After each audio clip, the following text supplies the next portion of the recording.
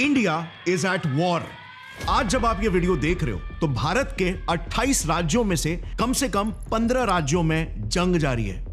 8 security forces personnel were killed by Maoists in the jungle area of Kutru in Chhattisgarh. Jammu के पुंछ इलाके में आतंकियों ने भारतीय सेना की एक गाड़ी पर घात लगाकर हमला किया। The residents of Kishtwar in Jammu and Kashmir are patrolling to protect themselves from terrorist attack. Khalistani terror group has claimed responsibility for the attack in Taran Taran. 15 अगस्त 2024 जब पूरा भारत 77th इंडिपेंडेंस डे के celebration में busy था, तब हमारे ही देश का एक राज्य अपने 78th इंडिपेंडेंस डे का जश्न मना रहा था।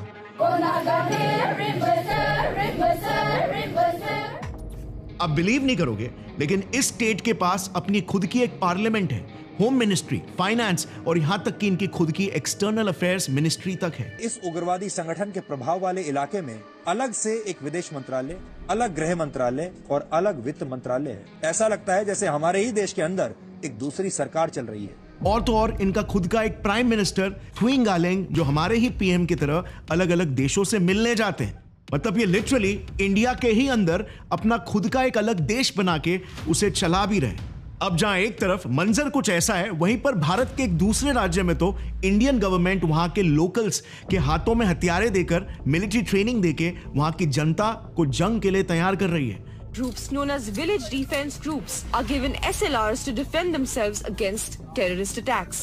ऐसे दृश्य हमें यूक्रेन में दिखे थे, जब पूरे विश्व में यह खबर फैल गई थी कि जल्द ही रशिया यूक्रेन पर हमला करने वाला है। हमारे देश में भी 1962 में इंडो चाइना वॉर और 1990s में जब कश्मीरी पंडितों का मास जेनोसाइड हुआ था। कश्मीर घाटी में स्थिति तनावपूर्ण बनी हुई है। 19 जनवरी की रात को हजारों लोग सड़कों पर उतर आए।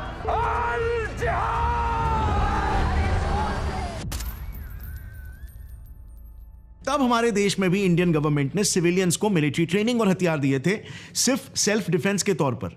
लेकिन अभी ये अचानक से इस मिलिट्री ट्रेनिंग की शुरुआत फिर से हमारे देश में क्यों हो रही है? मैप में ये हाईलाइटेड एरिया दिख रहा है, इसे इंडिया का रेड कॉरिडोर कहा जाता है, क्योंकि इन 9 राज्यों के कई इलाकों में आज तक इंडियन गवर्नमेंट नहीं बल्कि विश्व का चौथा सबसे खतरनाक आतंकवादी संगठन राज करता है, इंडियन नक्सल्स।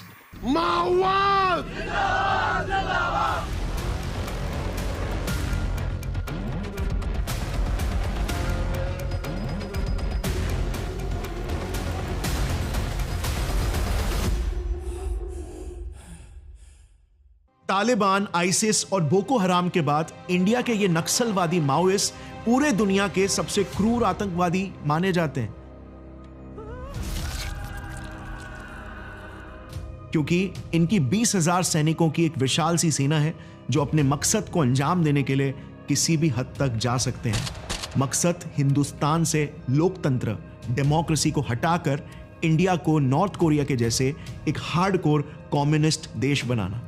इंडिया के इसी रेड कॉरिडोर में हजारों ऐसे गांव हैं जो कंप्लीटली नक्सलाइट इन्फेस्टेड है, और इनकी पूरी दुनिया ही हमसे इतनी अलग है कि आपको विश्वास नहीं होगा कि ये गांव वाकई में इंडिया के है।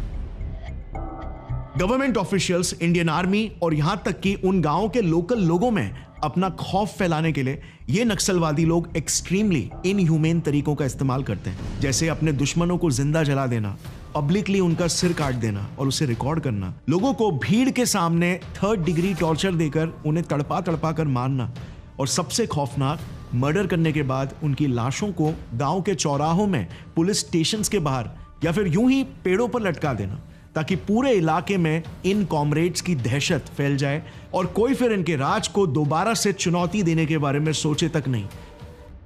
इन नक्सलियों के नियम कायदे भी बहुत ही क्रूर होते हैं। हर गांव में हर एक परिवार को एक बच्चा नक्सलवाद को कुर्बान करना होता है। वो जबरदस्ती उसे बचपन में ही अपने बेरहम दुनिया से वाकिफ कराते हैं, ताकि बड़ा होने के बाद वो बच्चा दूसरों पर तो छोड़ो, अपने ही खुद के परिवार पर भी जुल्म करने से कतराए नहीं। This innocent Rajveer Kherwar, surrounded by security personnel, is one among those who were forcibly abducted by the Naxals and thrown in to join the Naxal ranks.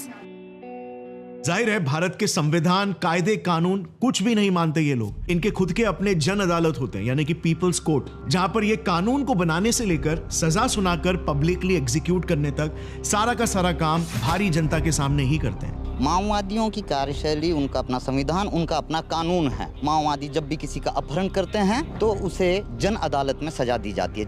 इनके गांवों में इनकी खुद की अपनी ही एक पैरेलल गवर्नमेंट चलती है, जिसमें इनका नेशनल फ्लैग, नेशनल सॉन्ग और यहाँ तक कि नेशनल डे, सब कुछ हमारे देश से एकदम अलग पैरेलली बनाया जाता है।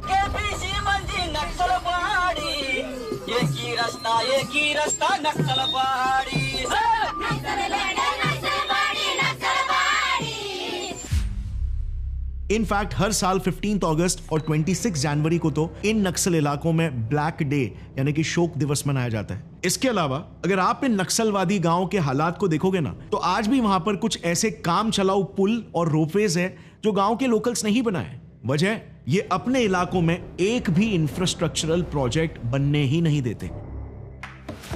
Government roads, hospital, schools, India के ये माओइस्ट सब कुछ तबाह कर देते हैं। इनफैक्ट लोगों को गवर्नमेंट की कोई स्कीम इस्तेमाल करने पर या फिर इवन वोट देने के लिए भी ये बहुत ही क्रूर सजा सुनाते हैं, जैसे उंगली काट देना या फिर भरी सभा में उन्हें खूब पीटना। अब सोचो, इन्होंने तो छत्तीसगढ़ के सिटिंग होम मिनिस्टर से लेकर साउथ के बड़े बड़े एक्टर्स तक को अगवा करके, किडनैप करके उन पर अटैक्स करवाए, तो फिर गांव के बेचारे लोकल्स क्या ही चीज है।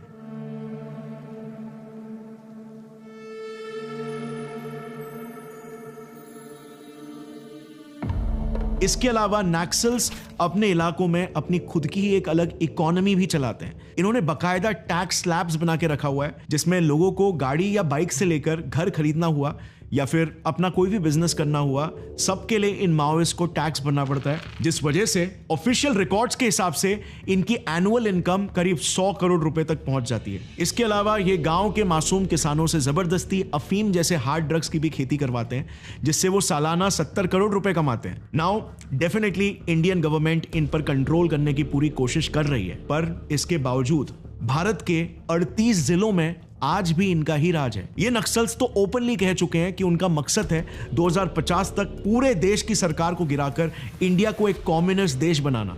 अब जहां इंडिया के इन 9 स्टेट्स में नक्सल कॉन्फ्लिक्ट शुरू है, वहीं पर इंडिया के पूरे नॉर्थ ईस्ट में अलग ही भसड़ मची हुई है। हमें अब तक सिर्फ ये पता है कि मणिपुर जल रहा है, जो कि सही भी है, which is true.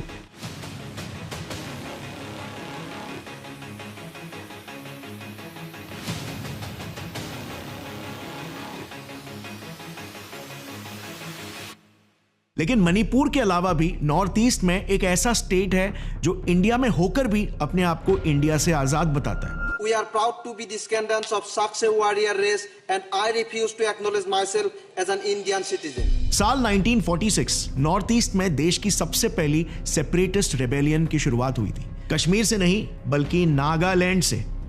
AZ piezo नाम के एक नागा लीडर थे, जिन्होंने ब्रिटिशर्स के सामने नागालैंड को इंडिया से अलग एक सेपरेट देश बनाने की मांग रखी थी, लेकिन जाहिर है उनकी मांग कबूल ही नहीं हुई और इसीलिए फिर फीजो ने national socialist council of Nagaland NSCN नाम की एक आतंकवादी संगठन को जन्म दिया, जिसका आज तक सिर्फ एक ही मकसद है, अरुणाचल प्रदेश, मणिपुर, आसाम और पूरे नागालैंड से इन हिस्सों को अलग करके एक नया देश बनाना, कॉल्ड ग्रेटर नागालिम।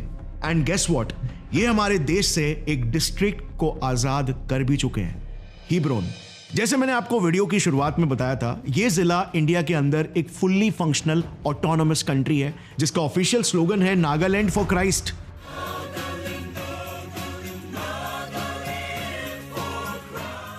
इनकी अपनी पार्लियामेंट है, जिसको वो टाटर होहो बुलाते हैं। फिर इनके गवर्नमेंट की खुद की होम, एक्सटर्नल अफेयर्स और फाइनेंस मिनिस्ट्री तक है। आश्चर्य की बात यह है कि इस उग्रवादी संगठन के प्रभाव वाले इलाके में अलग से एक विदेश मंत्रालय, अलग गृह मंत्रालय और अलग वित्त मंत्रालय है। ऐसा लगता है जैसे हमारे ही देश के अंदर एक दूसरी सरकार चल रही है। इसमें इनके सो कॉल्ड पीएम किसी बड़े देश के पीएम जैसे ही ट्रैवल भी करते हैं। इसके अलावा इस देश की अपनी खुद की एक काफी मॉडर्न और वेल इक्विप्ड 15,000 सोल्जर्स की आर्मी भी है, जिसमें एक एक्सक्लूसिव फीमेल बटालियन तक है। Can you believe it?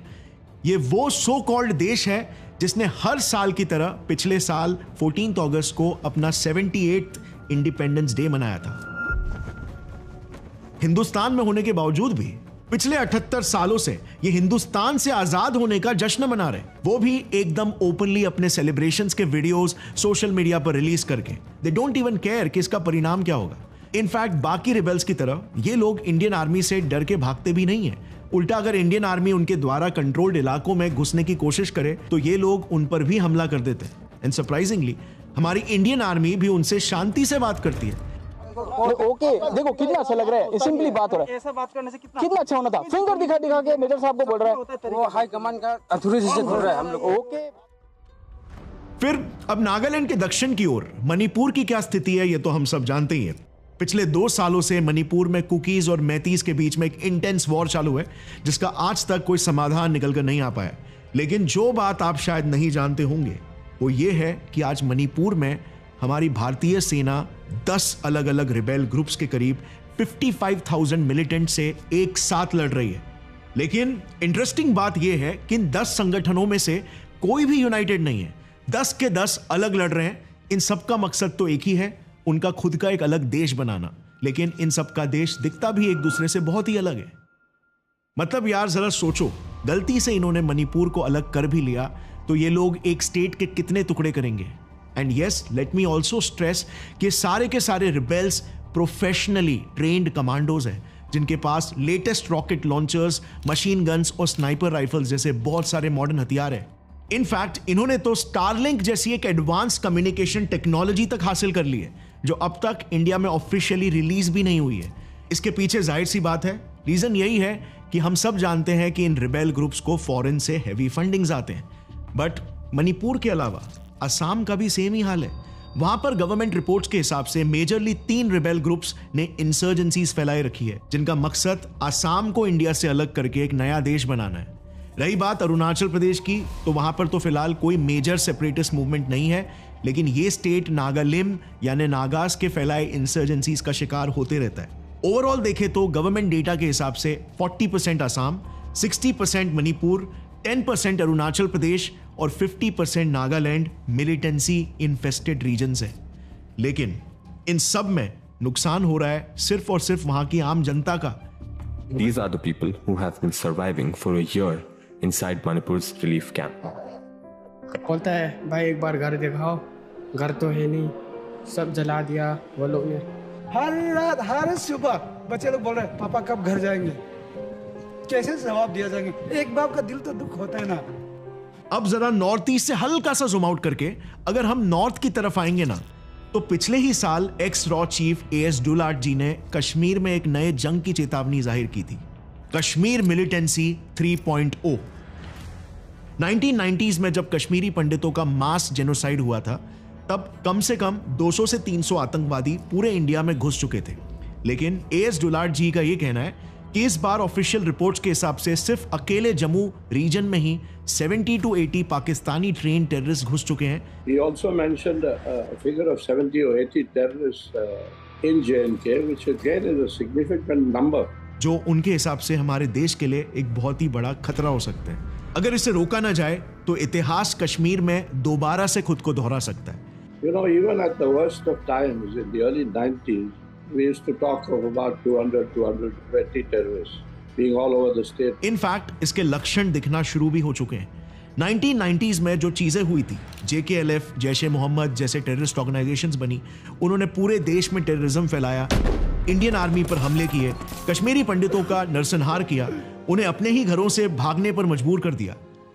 और अभी भी जब से इंडियन गवर्नमेंट ने आर्टिकल 370 रिवोक कर दिया, तब से काफी सिमिलर इवेंट्स एक टाइमलाइन की तरह रिपीट होते हुए दिख रहे हैं। 2021 के बाद कई सारे न्यू सेपरेटिस्ट ऑर्गेनाइजेशंस बन गए, सीरीज ऑफ टेररिस्ट अटैक्स भी शुरू हो चुके हैं। बस अगर कुछ बदला है तो वो है लोकेशन और हथियार। इस बार टेररिस्ट ने कश्मीर घाटी नहीं बल्कि जम्मू के रीजन्स को चुना है। अब इसके पीछे एक मेजर कारण यह हो सकता है कि 1990s में उन्होंने कश्मीर घाटी में हमला किया था, लेकिन क्योंकि वहां का टेरेन मोस्टली एक ओपन ग्राउंड जैसा है, इसीलिए वो इंडियन आर्मी के हाथों इजीली पकड़े गए। पर क्योंकि जम्मू पूरा जंगल से भरा हुआ है, एक पहाड़ी इलाका है, तो यहां पर टेररिस्ट हमला करके गायब हो सकते हैं और इंडियन आर्मी उन्हें आसानी से पकड़ भी नहीं पाएगी। बट जैसे मैंने कहा, सिर्फ अटैक्स के लोकेशन ही चेंज नहीं हुए, बल्कि इन टेररिस्टों के पास अटैक वेपन्स भी काफी मॉडर्न आ चुके हैं। जैसे इतिहास में पहली बार कश्मीरी मिलिटेंट्स ने कतरा बस ब्लास्ट में स्टिकी बॉम्ब्स का इस्तेमाल किया था। A sticky bomb was used for the blast of the bus heading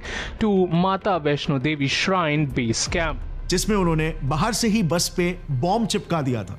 2021 में तो टेररिस्ट ने जम्मू एयरफोर्स स्टेशन पे ड्रोन से बॉम्ब ब्लास्ट किया था। अब सोचो, इनके पास ऐसे हाईटेक बुलेट्स तक आ चुके हैं जो बुलेट प्रूफ गाड़ियों को भी भेज सकते हैं। और इसी सब का अंजाम हमारे सामने है। 2021 के बाद पिछले दिसंबर तक हमारे 124 जवान शहीद हो चुके हैं, आर्टिकल 370 एब्रोगेट होने के बावजूद। इसी वजह से अभी तो सरकार ने भी वहां के लोकल सिविलियंस को हथियार देकर उन्हें मिलिट्री ट्रेनिंग देना स्टार्ट कर दिया है, जिसको government village defence groups VDGs बोलती है। Vigilante groups known as village defense groups are given SLRs to defend themselves against terrorist attacks. और चिंता की बात तो यह है कि इस ग्रुप को पिछले 1990s के कश्मीर मिलिटेंसी के बाद इंडियन गवर्नमेंट ने अभी वापस से शुरू किया है, जो कि इशारा हो सकता है कि शायद हमारी सरकार ये जान चुकी है कि कुछ बड़ा कश्मीर में जरूर होने वाला है। सबको सचेत रहना चाहिए।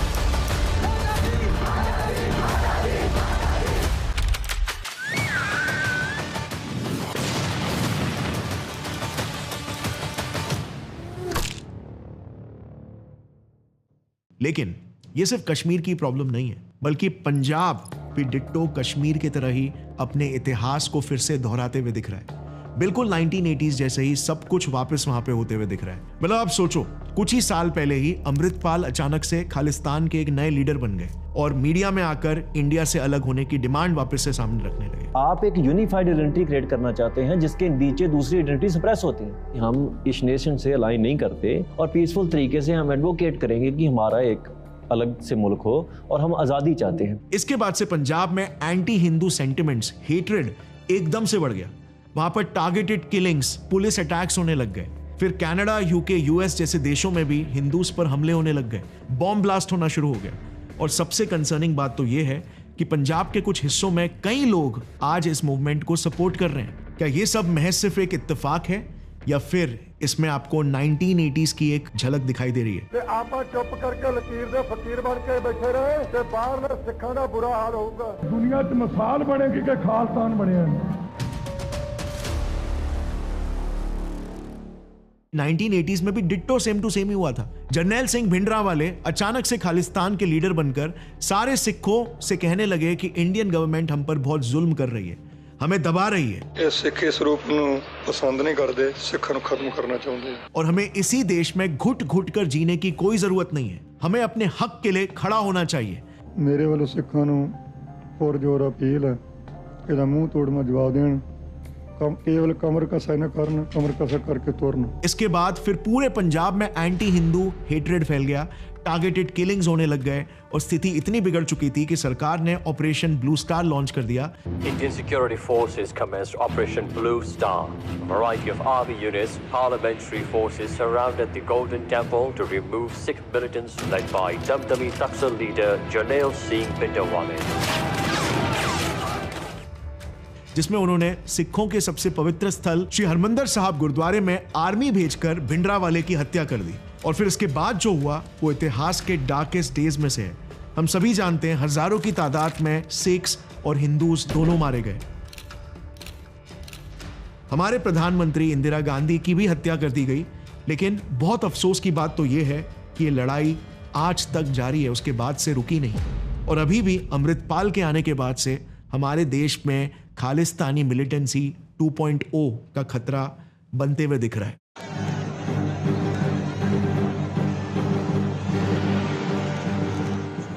अब अगर हम नॉर्थ इंडिया से जूम आउट होकर साउथ इंडिया पर फोकस करें तो यहां पर इंडिया से अलग द्रविड़ा नाडु नाम के एक देश बनने का मुद्दा रिसेंटली काफी हाईलाइट हो रहा है। कई पॉलिटिकल पार्टीज के लीडर्स और एक्टर्स तक इसे सपोर्ट करते हुए कंट्रोवर्शियल स्टेटमेंट्स दे चुके हैं। All right, a big breaking news coming in just hours after the DMK working president M.K. Stalin said southern states are prepared for a Dravida Nadu. He's basically asking for Tamil Nadu to become a separate autonomous region and not remain a part of this country. How can that happen? दरअसल south India के almost हर एक state का GDP surplus में है, लेकिन north India में ऐसा नहीं है। वहां पर कई स्टेट्स को बीमारू स्टेट्स कहा जाता है, क्योंकि वो इंडियन जीडीपी में अपनी पॉपुलेशन के अकॉर्डिंग कंट्रीब्यूट नहीं कर पाते। तो इन लीडर्स का ये मानना है कि हमारे फंड से सेंट्रल गवर्नमेंट उनको सपोर्ट करती है, तो जब हम खुद में ही सेल्फ सफिशिएंट है तो हमें इंडिया के साथ रहने की क्या ही जरूरत है, और इसीलिए वो इंडिया से अलग होकर एक नया देश बनना चाहते हैं। एक ऐसी ही डिमांड वेस्ट बंगाल में भी है। वेस्ट बंगाल के दार्जिलिंग, कलिम्पोंग और कुर्सियोंग डिस्ट्रिक्ट्स में मेजरली नेपाली स्पीकिंग पॉपुलेशन रहती है, लेकिन वेस्ट बंगाल में बंगाली स्पीकिंग मेजॉरिटी होने से गवर्नमेंट भी बंगाली स्पीकर्स की ही है। तो इसी को लेकर एक नेपाली लीडर सुभाष घिसिंग ने एक armed group Gorkhaland national liberation front ही बना दिया है to fight for their own country Gorkhaland. अब मैंने द्रविड़ा नाडु और गोरखालैंड इन दोनों को एकदम लास्ट में इसीलिए कवर किया क्योंकि ये सेपरेटिस्ट मूवमेंट्स अभी तक उतने वॉयलेंट नहीं हुए, कोई आर्म्ड कॉन्फ्लिक्ट्स अभी तक इनकी मांगों के लिए देखने को नहीं मिली है, लेकिन हाँ इनकी सोच, इनकी आइडियोलॉजी सेपरेटिस्ट जरूर है, विच definitely is a red alarm for India. क्योंकि अगर आप देखेंगे तो इतिहास गवाह है सेपरेटिस्ट मूवमेंट्स का स्टार्ट ऐसी ही आइडियोलॉजी से ही होता है, और खासकर जब हमने टाइम एंड अगेन देखा है कि CIA, ISI जैसी इंटेलिजेंस एजेंसीज हमेशा से ही इंडिया के अंदर इंडिया की वल्नरेबिलिटीज को ढूंढते रहते हैं ताकि वो उन्हें एक्सप्लॉइट कर सके और इंडिया के आर्म्स को ट्विस्ट कर सके। और आज हमारी स्थिति कुछ ऐसी है, अगर आप इंडिया के इस मैप को देखोगे तो पूर्व से लेकर पश्चिम तक और उत्तर से लेकर दक्षिण तक भारत के हर कोने में बगावत जारी है, और इसीलिए ही तो आए दिन खबरें आती रहती है कि CIA या फिर अमेरिका के बड़े बड़े बिलियनर्स इंडिया में लाखों करोड़ों रुपए पंप कर रहे हैं। आप कोई भी सेपरेटिस्ट मूवमेंट उठा लो, कश्मीर से लेकर नॉर्थ ईस्ट तक, लिटरली सब में ISI और CIA का हाथ है। एक्चुअली इस इंटरनेशनल सपोर्ट और फंडिंग को लेकर मैंने रिसेंटली ही एक डिटेल्ड वीडियो ऑलरेडी बनाया है, जिसमें मैंने डिटेल में कवर किया है कि ISI और CIA ने कैसे इंडिया में सेपरेटिस्ट मूवमेंट्स फैलाकर भारत को तोड़ने की पूरी कोशिश की है। और ये सारे के सारे डीक्लासिफाइड डॉक्यूमेंट्स हैं, मतलब मन घड़त कहानी नहीं है, बकायदा CIA ये चीज खुद एक्सेप्ट कर रहा है। लेकिन कैसे हमारी रॉ ने इनकी हर एक कोशिशों को नाकाम किया है।